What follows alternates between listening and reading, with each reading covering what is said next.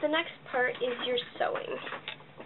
You're going to start at one end on the bottom, and what you're going to do basically is follow your pins. You won't be taking them out.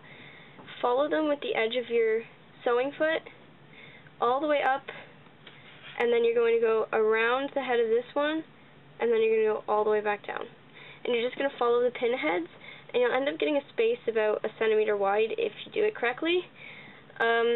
It's good to get it on the first try, because if you don't, it's really annoying to take stitches out of nylon. And also, make sure on your stitch settings, mine are over here, set it to a larger stitch so that your fabric doesn't catch. Another thing to note is, because I just did this and did screw up, because my needle wasn't set in the right place. Actually, I started on the wrong side, rather. I started on this side. I have my needle positioned so that it's farthest to the left. I started on the left side by accident. You want to start on the right side so that you only have a teeny tiny space like between your foot edge and the needle. And I have a little line in my foot here so that can kind of show me where I'm at. And all in all, so if I start on the right and go all the way around, it'll give me the right shape. So I'm going to start again. And just as an example, I don't know if you can see, but there's a little hole in the bottom here where I had to take out the stitches because, yes, like I said, it's hard to get stitches out of nylon. So that's a perfect example of what not to do. So, starting correctly this time, make sure you lock your stitch.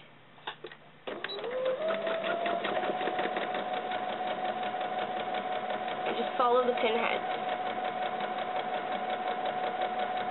It doesn't have to be a perfectly straight line. You won't notice when it's finished.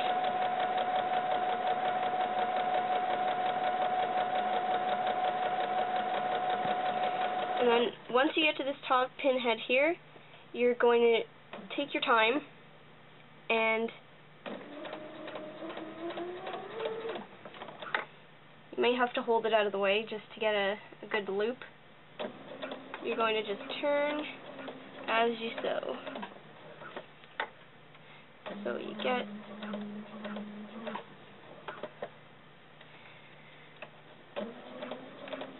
and make sure it's a nice tight round turn so your space doesn't end up being huge. And then you straighten out again. So now I've got this whole side sewn, and I'm just going to go back down. And I've sewn all the way up into that black part, that dark part rather, so that the crotch will be not see-through. And then just follow your pin heads back down.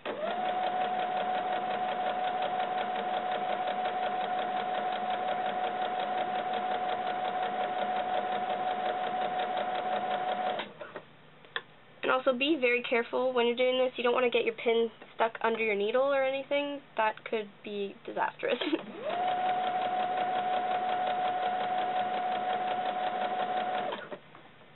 You could always take the pins out too as you're going if you think you can figure out the guideline yourself. And lock your stitch at the end.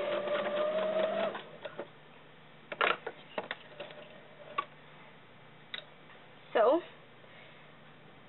you can see, hopefully, the line of stitching on this side and this side alongside of the pins. Then you can just go ahead and take your pins out.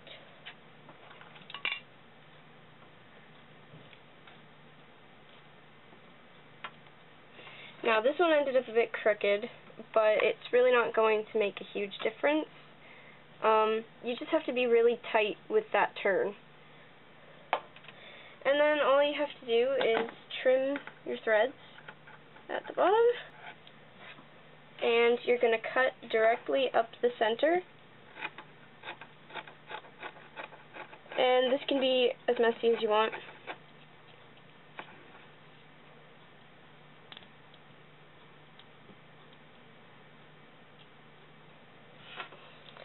And then just cut closer to your line so that when you flip them right side out, there won't be a big bulge on the seams.